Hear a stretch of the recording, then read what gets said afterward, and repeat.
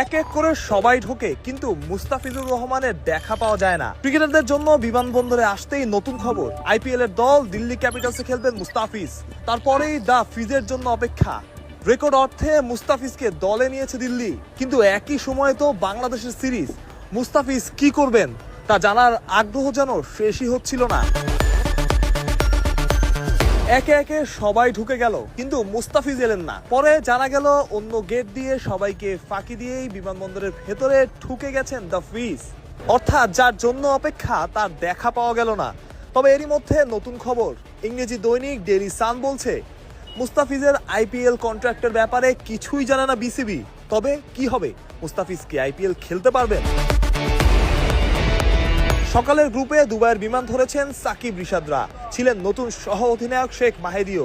Coaching প্যানেলের বেশিরভাগ সদস্য চলে গেছেন সকালেই, বাকি ছিলেন শুধুই senior assistant coach Mohammad Salauddin. আগামী 17 এবং 19 মে সংযুক্ত আরব আমিরাতের বিপক্ষে দুটি টি-20 ম্যাচ খেলবে বাংলাদেশ। দুটো ম্যাচই হবে শারজা ক্রিকেট স্টেডিয়ামে। খেলা শুরু হবে বাংলাদেশ সময় রাত 9টায়, স্থানীয় সময় সন্ধ্যা 7টায়। এই সিরিজকে ধরা হচ্ছিল পাকিস্তান সিরিজের আগে বাংলাদেশের প্রস্তুতির মঞ্চ, যেখানে সব পরিকল্পনা অনুযায়ী চললে দীর্ঘমেয়াদী অধিনায়কত্বের শুরুটাও করবেন লিটন দাস। বাংলাদেশ সবশেষ টি-20 ম্যাচ খেলেছে গত বছরের ডিসেম্বরে ওয়েস্ট ইন্ডিজ সফরে। তারপর চ্যাম্পিয়ন্স ট্রফির আগে চলেছে ওয়ানডের প্রস্তুতি, সামনে টি-20 এশিয়া কাপ আর বিশ্বকাপ। বাংলাদেশেরও টি-20 ম্যাচই বেশি, সেসবই বড় টুর্নামেন্টের প্রস্তুতি হিসেবেই।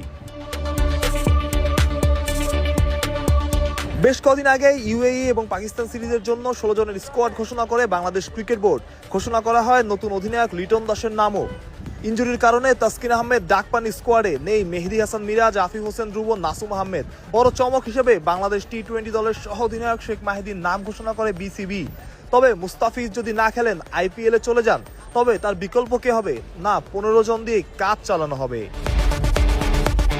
বাংলাদেশ দল সংযুক্ত আরব আমিরাত যাচ্ছে 2 ধাপে। সকালে প্রথম গ্রুপের পর সন্ধ্যায় দুবাইয়ের বিমান ধরছেন বাকি সদস্যরা, যেখানে আছেন সৌম্য সরকার, মুস্তাফিজুর রহমান, লিটন দাস, তাওহিদ হৃদয়, নাজমুল হোসেন শান্তরা।